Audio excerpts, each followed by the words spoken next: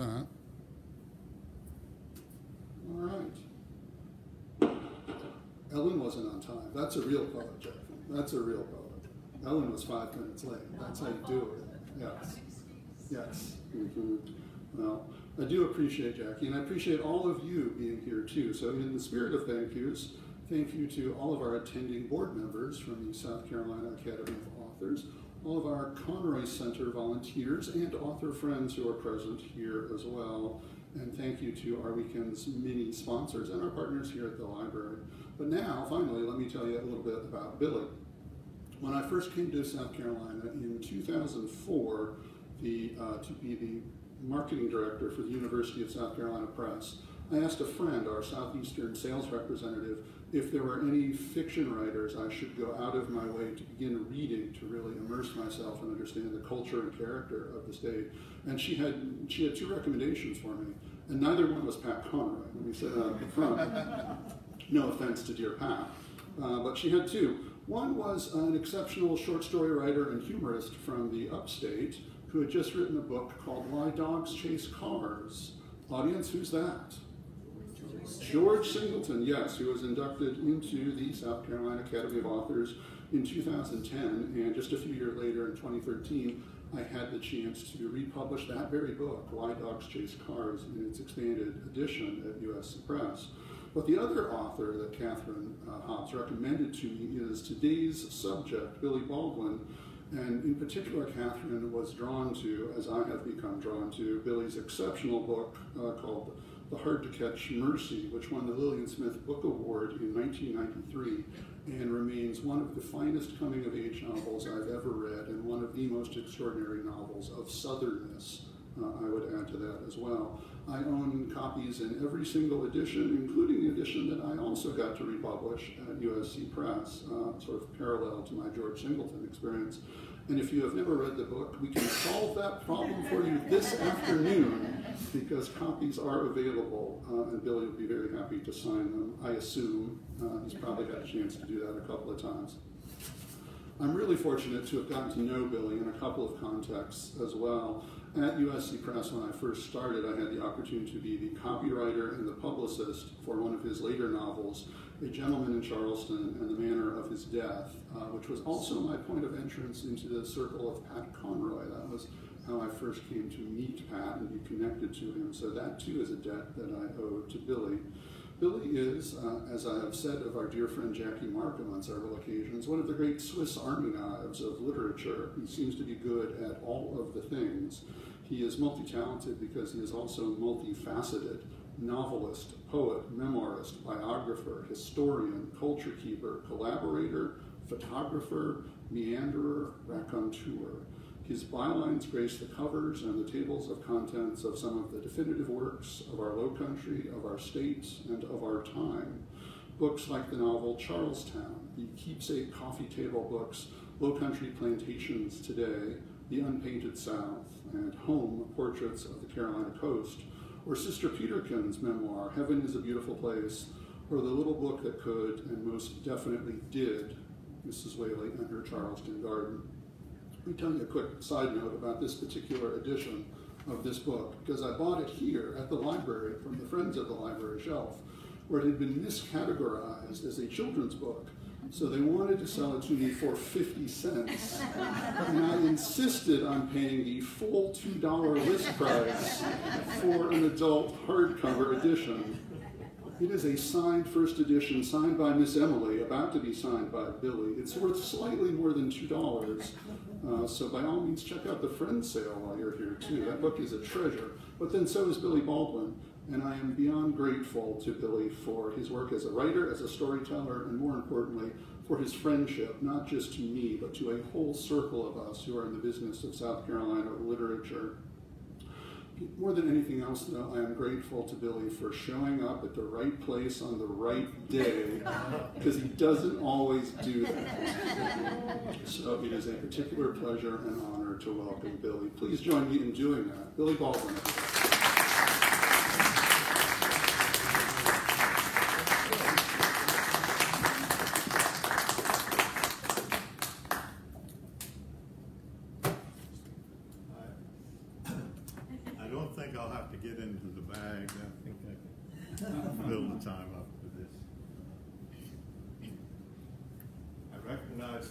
friendly faces out there, and I'll just mention one, Jonathan, who's been very kind to me over the years. Thank you.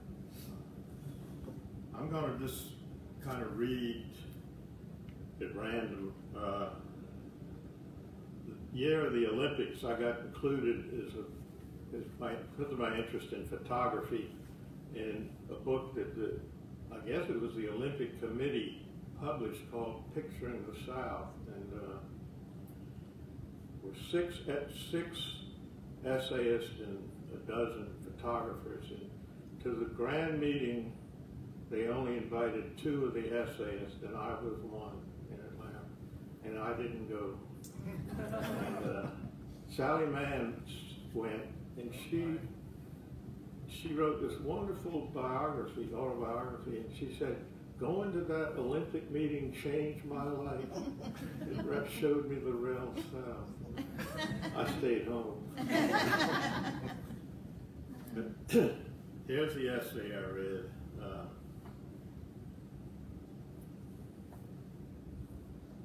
Possessions. In 1952 or thereabouts, our family was living in a small town of Bluffton, South Carolina. We had put Savannah behind us, 20 miles behind us.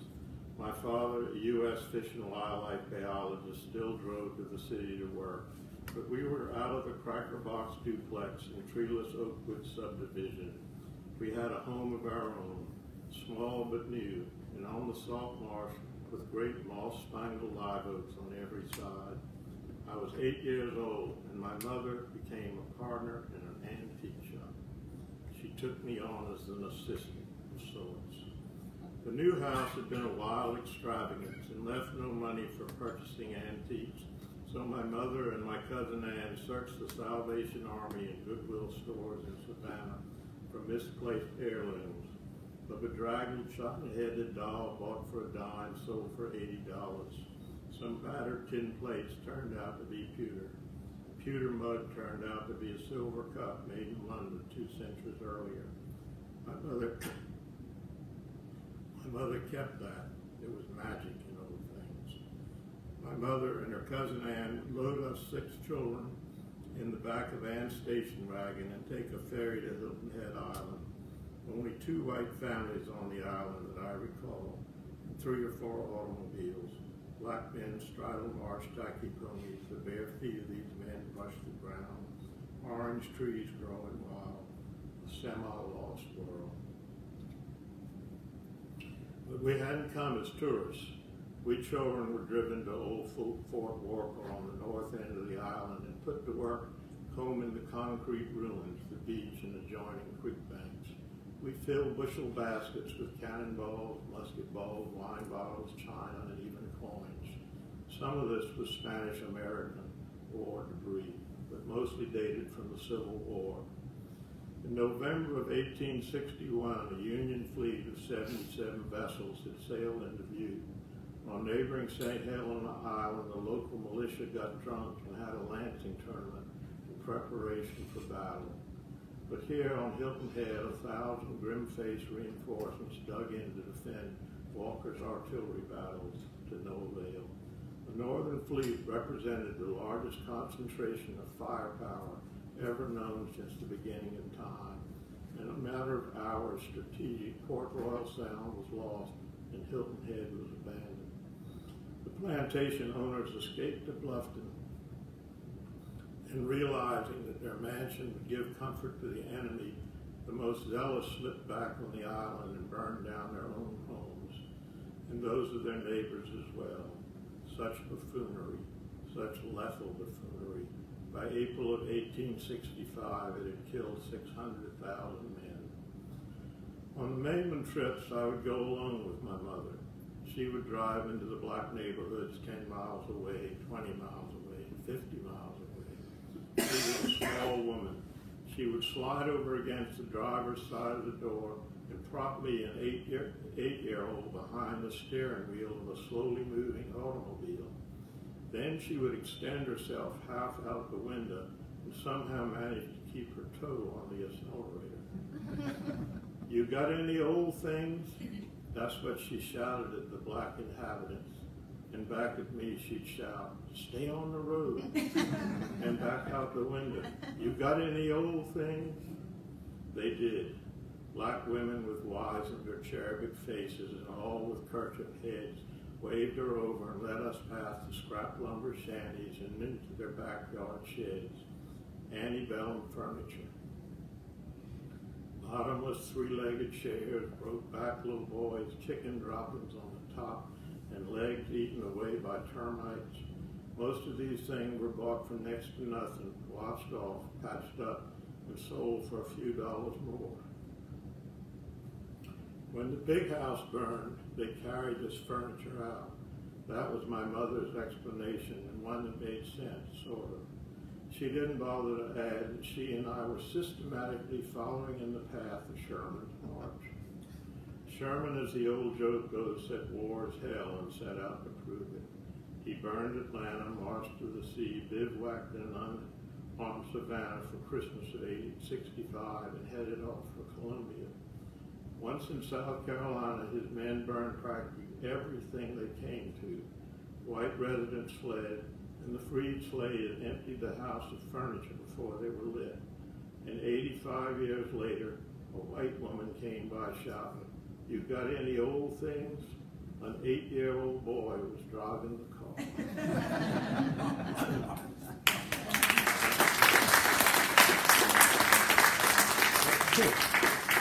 That got picked up and published in Southern Living, Victoria. The front page of the Atlanta Constitution book page used, but there's actually an end to the story. This is the part that didn't get extended. Actually, it took me another 40 years to figure this out. I was working on a tour guidebook and traveling these same roads with my aging father. Since leaving the government in 1955, he had been working with modern-day plantation owners as a wildlife consultant and selling plantations as well. He knew poor old Jasper County like the back of his Wilmington, Delaware carpet bag in hand. He muttered, "Sherman, that bastard." We stayed in a motel. He sat up in the middle of the night, looked straight at me and said, "The plantation, you understand, the place." He was still sound asleep. I said yes, which was only partially a lie, and he lay down. I'm a sucker for old photographs. Once I bought a second-hand copy stand and tried to copy every family album in the vicinity. Another time I rode the train to Washington, D.C. to look at the Southern WPA photographs in the Library of Congress. It took me 4 days of steady flipping. That Friday night when I went up and thanked him, the woman looked at me and said, "Nobody's ever done that before." Every picture tells a story. That's oh so true. One in picturing the South is labeled Hamilton, a slave, at the Legree Plantation, Capers Island, South Carolina. A man is shown climbing into a carriage, a house in the background with women occupants. A second man holds the horse steady. I assume the humble horse holder is Hamilton, the slave. Now, in the census records of 1820, put my great-great-great-grandfather on Capers Island. He married one of the Legree daughters, and they went to the Indian frontier in Alabama. She went insane and died.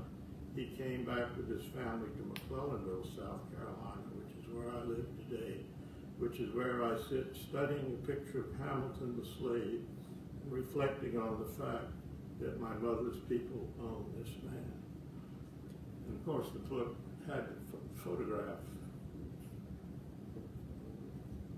slave.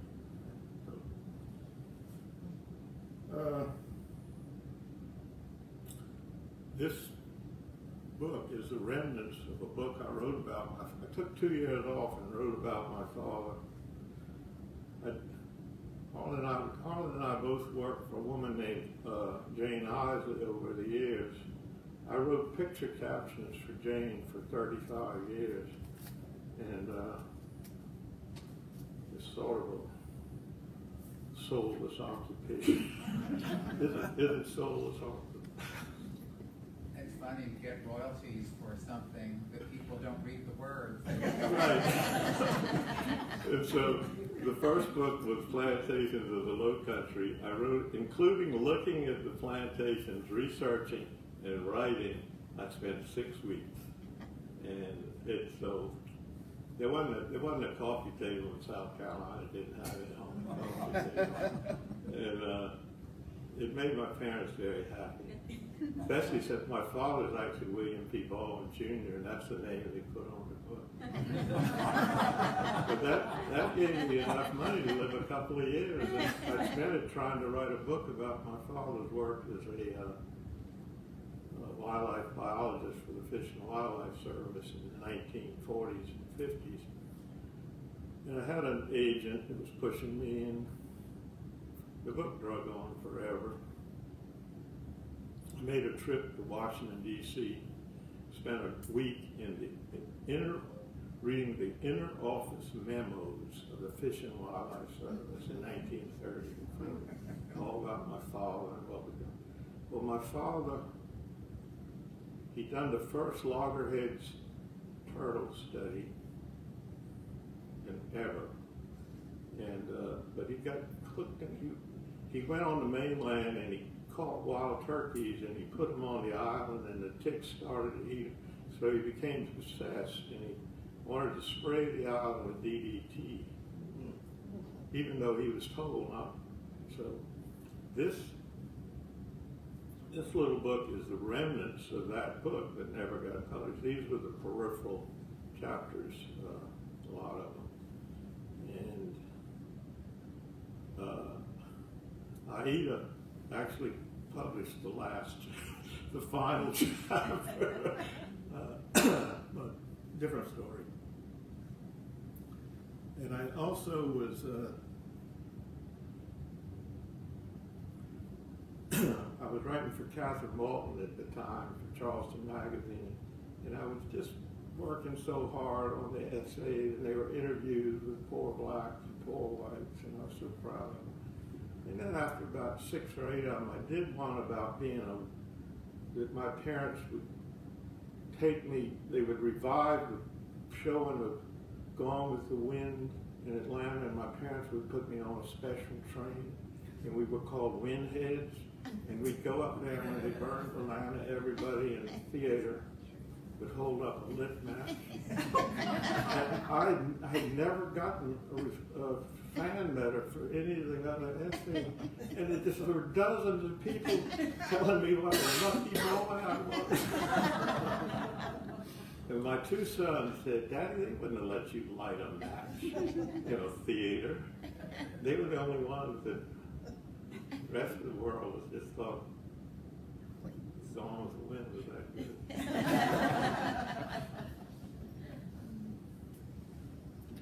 I'm going to,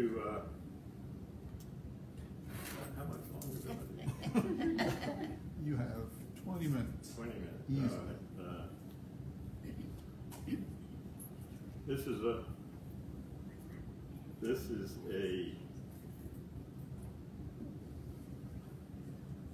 I said the story about my father waking up in the motel room, saying the plantation. He'd had a stroke, and so this was written for Jane, and I wrote it 30 years ago. It got published 20 years ago, and they finally distributed it last year. And I saw, that was the last time I was in Beaufort, there was a giant stack of them by the bookstore. A Macintosh? Yeah. And I finally got paid last year.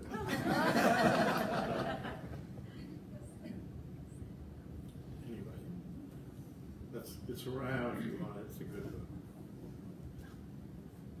Now,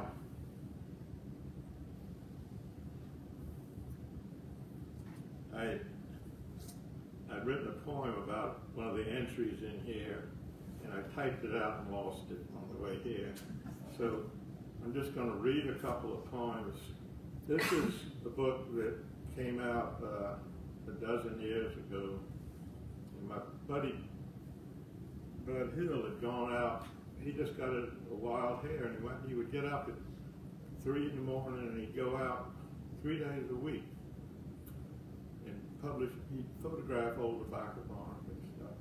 And finally I looked at him and I said, man, I'll write you some poems and songs. And I wrote the poem, you know, it took 6 weeks or something like that.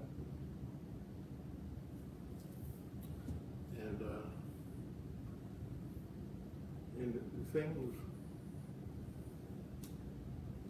we showed it to the Evening Post, and they said, "Oh, we'd love to publish that." It did. It sold a car copies, and it won a couple of national awards. So I just picked a couple of poems out of it to read to you, even though they don't match the ones that matter. Here's a love poem to my wife. If a volcano unsuspected erupted and smothered us just as we are, done with supper and watching a BBC mystery on satellite TV and happy, would it be so bad 2,000 years hence to have the pumice chipped away, to be buffed and polished and placed on display with some plaque in a language of that later day saying, "Here's how they lived. They didn't know what hit them."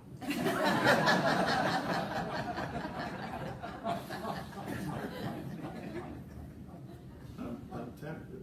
Marcus is right about stuttering.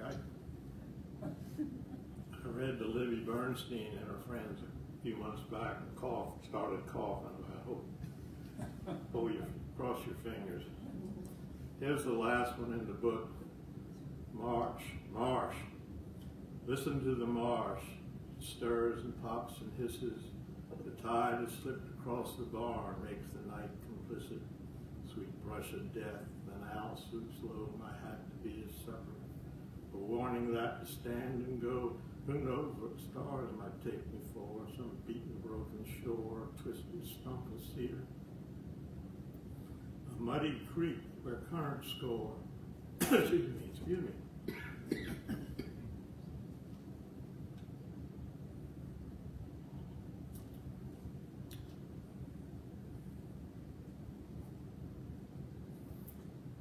A muddy creek where currents score out wrinkles brown and deep.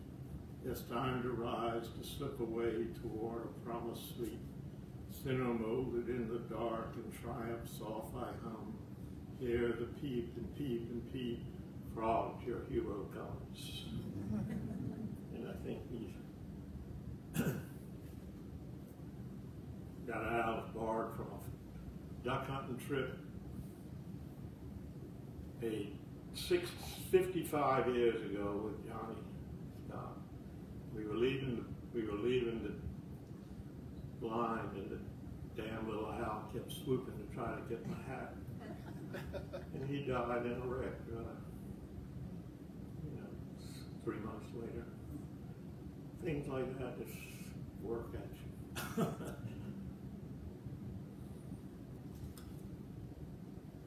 This is the one that Jonathan's always gonna. Is this the one that? No. Hard to catch the other yours. one. Yes. It's, Which one are we talking about? Oh, Gentleman in Charleston? Yes. Yes. That Jonathan's always cheap. It was what was the showing I missed for? It was SCAA, Southern Independent Bookseller. Yeah, I came a day late. I've always kind of laughed about it, but the truth is, this book was so revealing of my inner thoughts.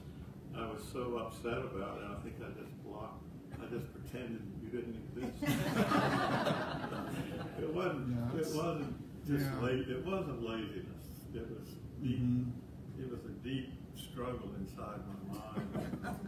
It's twisted everything. There may have been some readers who forgot that book exists too. Yes. Oh well. It's gone. I spent 7 years writing every word of it's true. Wilson said that the woman in it, he said she was a better diarist, Civil War diarist. Mary Boykin Chestnut. Chestnut. Mary Boykin Chestnut. And of course, that meant I had to read it. And the poor diary is this thick, and it's filled with her incestuous relationship with her brother. No. So I spent 6 years writing about it. And I finally made it around to the Hard to Catch Mercy.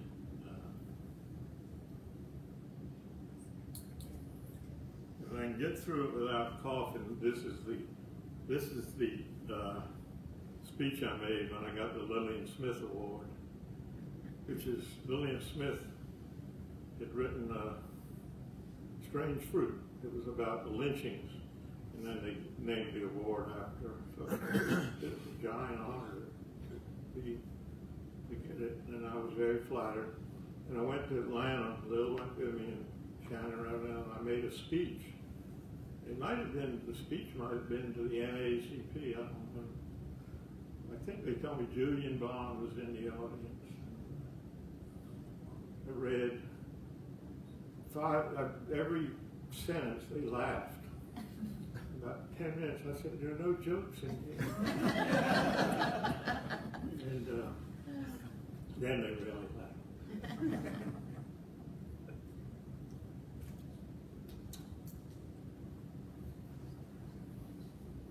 So here's the speech.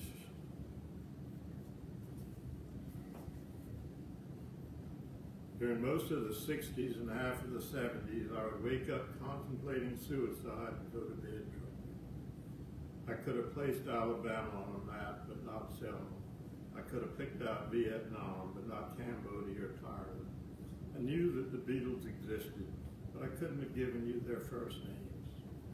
When I graduated from high school in 1962, I was a strange little person. Dysfunctional is the word today, but back then it was strange. I had to just guess what was real. Like Brother in my novel, I saw things and heard voices, and I was attending Clemson University. At the end of the first semester, they tried to kick me out. That was the same week they let the first black man in, Harvey Gantt, who I recall was received fairly civilly. I remember him commenting on the fact he could count on South Carolinians being polite, but they weren't particularly polite to me.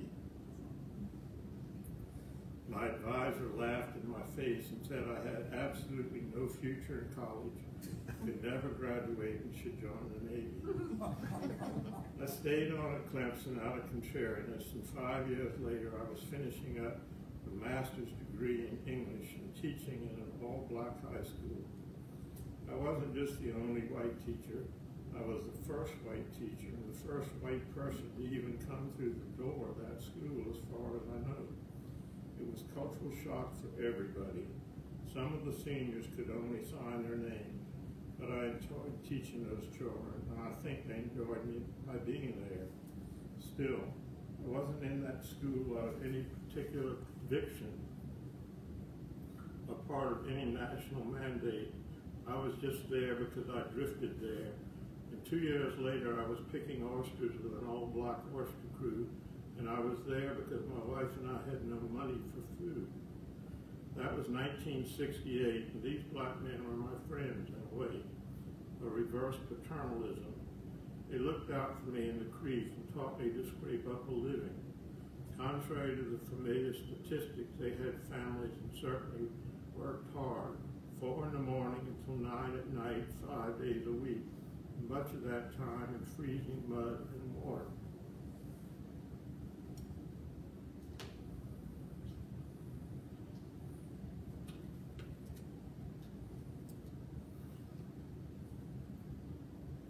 Of the dozen or so in that crew, almost all are dead now. I believe only 3 got shot or stabbed.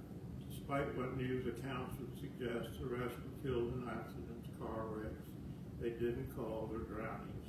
They died because they led hard lives, were mortal, and I suppose pieces of all of them ended up in the novel's character, David Olson. 2 months ago, I watched the Public Broadcasting System's documentary, Eye on the Prize. It was interesting to see Rosa Parks fighting for a seat in the bus because in the late 1950s, my grandmother's cook, a tiny black woman named Anna, walked into the white Presbyterian church one Sunday morning and sat through an entire service. For that place and time, her act was equally heroic, or at least for the whites, equally outrageous. I'm sure that in 1958, there were some in the congregation who still doubted Negroes had souls, but nobody was going to say no to her because Anna didn't take any crap off of anything. And because in one way or another, she helped to raise the entire congregation, or at least their children. Anna, on the other hand, must have been bored stiff by the staid Calvinism of the group. Over the last year, my wife Lil and I have gotten into the habit of attending 1 or 2 black church services a year. We don't go as tourists. We stay 2 or 3 hours. We stay to the point where we know that Jesus Christ exists, that a tangible Christ is in our midst and life is bearable. Then I walk out the door and that knowledge of Christ dissipates, but he would have remained real to my grandmother's cook, Anna. And I suspect this is the same Anna who started waking me up at 3 in the morning a dozen years ago, a voice in my head telling gullible stories that demanded attention, insisting that this novel get written.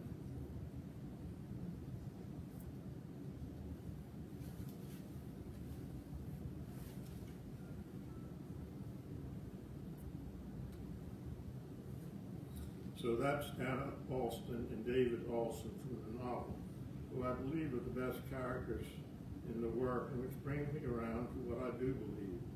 The spark of divinity resides inside every human being, for this belief isn't necessarily of Christian origin. I happen to be a Christian of sorts, but that's almost incidental. What I believe in is perhaps now unfashionable notion of the indomitable and enduring. Fault my friend. It's in the blood. I believe that all life is sacred and truly believe that skin color, sex, and sexual preference are simply veneers overlaying an equally old-fashioned concept of an all-encompassing life force. In the novel, Anna Alston embodies this force. In the first half of the novel, she is the main character. David Alston was brought on to explain to the narrator, to show not the humanity of Christ, but his outright humanness. David doesn't want to explain God's ways to man, but man's ways to God. To say, this is me. I'm willing to meet you more than halfway, but I've got a right to exist. I'm going to stop here in just a second. But last night when I was talking to Harlan, I said, when you got Army Never Danced in Charleston, I said, I knew I had a chance to get mine published, but this is the reason why, coming up right here. And that's how I came to write The Hard to Catch Mercy. I sat down a dozen years ago determined to write about a mystical place called the Isle of Negroes, a tiny corner of the South that the free slaves would break off and run as a separate cannibal kingdom, a place where white fears, black anger, and the redemptive powers of Jesus Christ would all come together. And I did write it.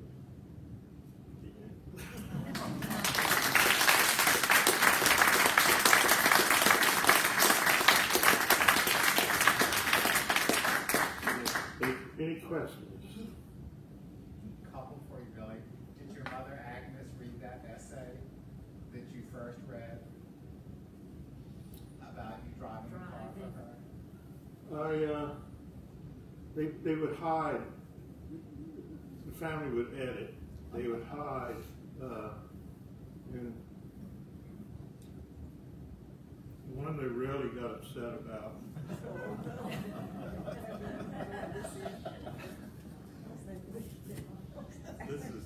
This is the one that had a vicious parody of my mother, and they made sure she didn't.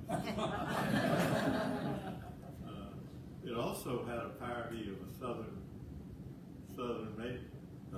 Charleston matron. And all the characters and all the names were taken out of the Berkey Seed catalog. Except Miss Camilla, which was a wordplay on Camellia. And Miss Camilla, and so on the basis of that, Shannon Rabnell thought I actually knew something about flowers. And it had a parody of a Southern matron. So they hired me to write Mrs. Whaley in Charleston.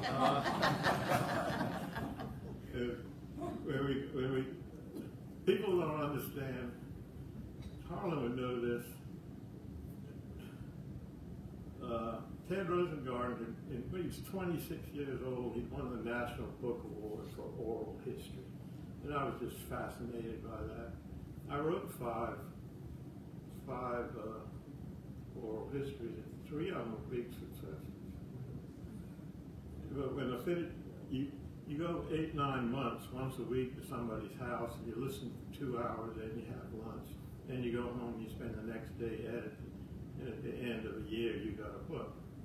Well, when we got to the end of the first book, Mrs. Whaley said, Billy, when we started this, you didn't know a pine tree from a tulip. And you still don't. And then I spent another 8 months writing a cookbook with her. And I swear to, she would cook for me. Sometimes the maid cooked, and sometimes Emily Whaley cooked me lunch for 8 months. And at the end of the last meal we had together, she leaned across the table and said, Billy, you eat just like a wolf. So, anyway, that's the answer to the mother question. I think I was fascinated by Whaley and Sister Peter, because I kept thinking, why couldn't my mother have been like that?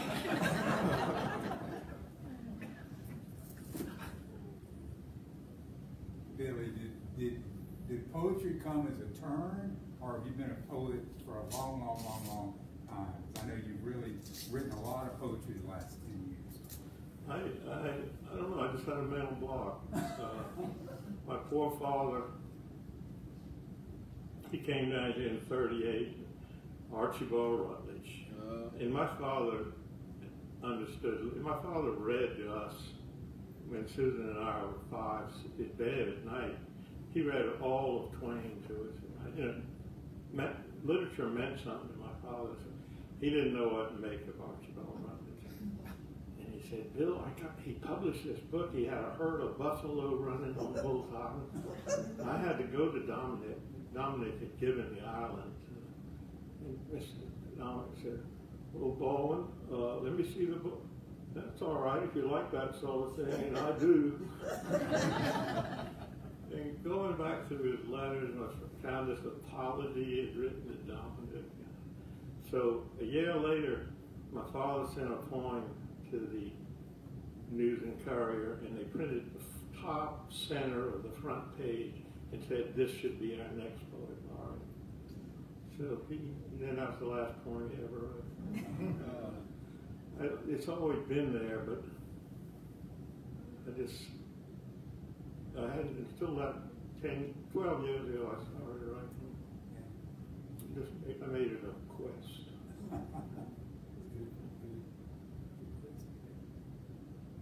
The truth, my father quit writing because he realized that only sissies wrote poetry.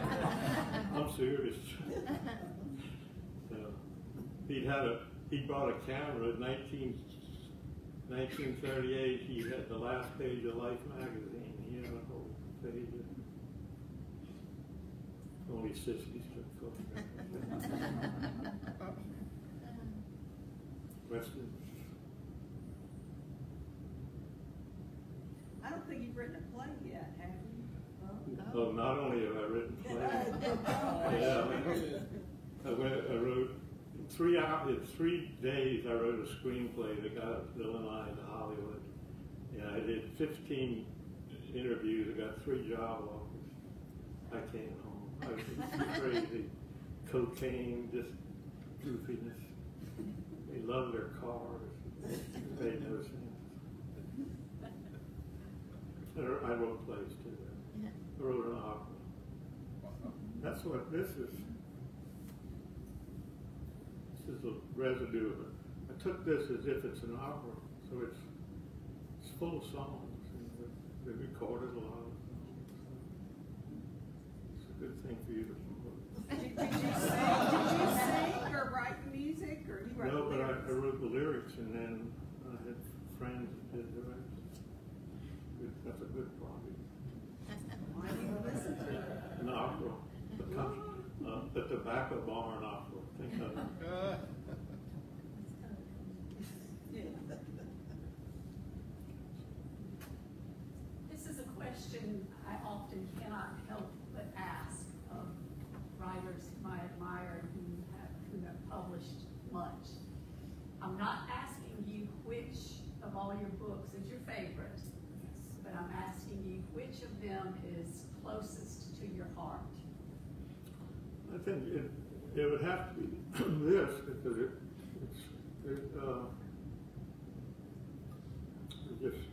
was my life, you know.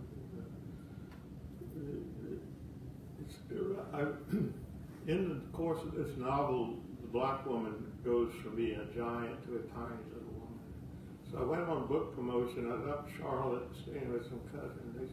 He said, "Well, you've got Tilly in there too." And I said, "What do you mean?" She said, "Well, everywhere Anna went, she took giant Tilly with her to do the wash, and she couldn't. She was deaf and dumb." I didn't remember that, so it's in there. And another thing, my Aunt Al said, you know, when Miss Dr. Jones, whatever, he was the Episcopal minister.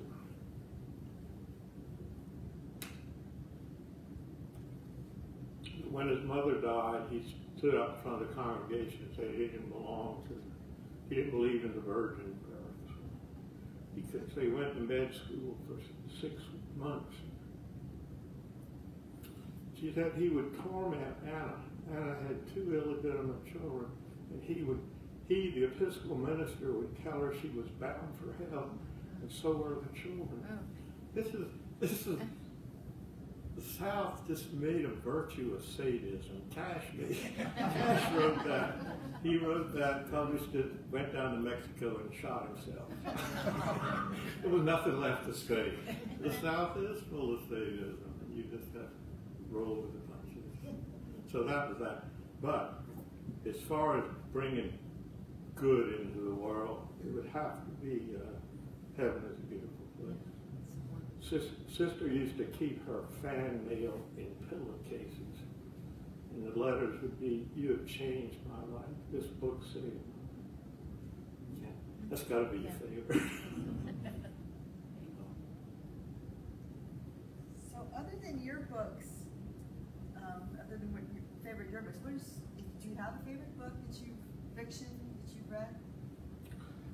We were talking the other day, maybe here, Absalom, you know, that was the book that I judged for fiction. I see you're writing against. And I think there's a book called Pobucker. I think Absalom was written to make fun of it, and it was set in Owendale. So who knows? That, and nowadays, I mean, it's been years since I could have gotten to Absalom. I had a friend who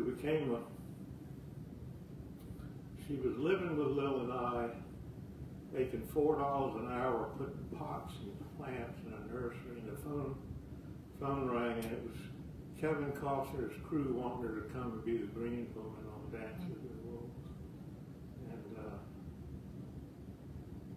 can't remember where that story was going. But anyway, it was going somewhere. Somewhere good. Somewhere good. Never mind. What was the question again? Tell me one more time. What was the question? You answered. Absalom was your answer. I asked you if you had a favorite Oh book. yeah. So then she was doing Last of the Mohicans.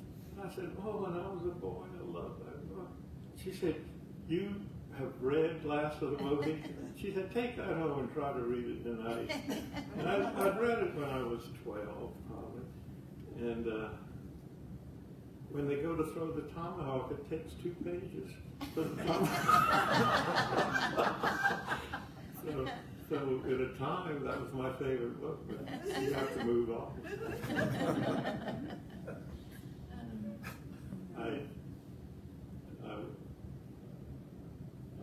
I listen to audiobooks.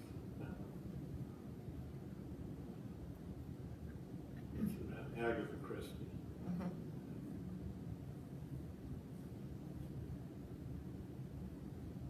Okay. I'll ask one. I think I asked you this before, and I tried to figure it out. How many have you written?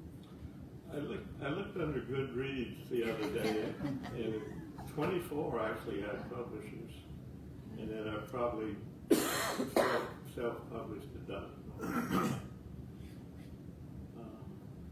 think it was very important to me to get them out. I got them. I can relax now.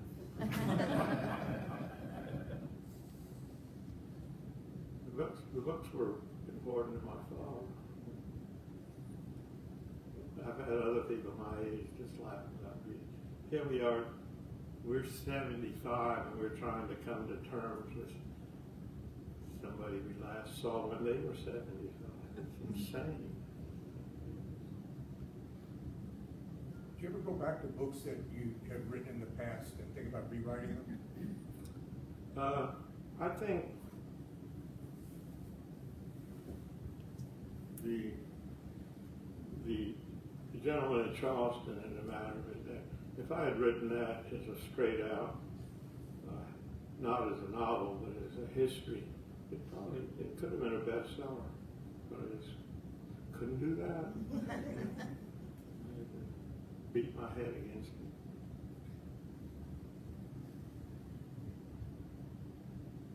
I know you're writing poetry all the time, but are you working on a longer piece as well?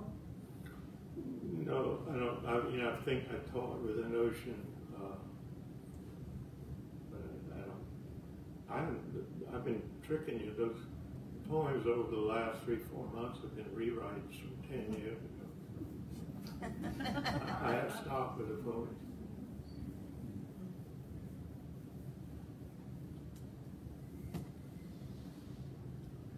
Billy, would you die if you were out of McClellanville? I mean, how long would you last? Well, about as long as a moth against 10 seconds.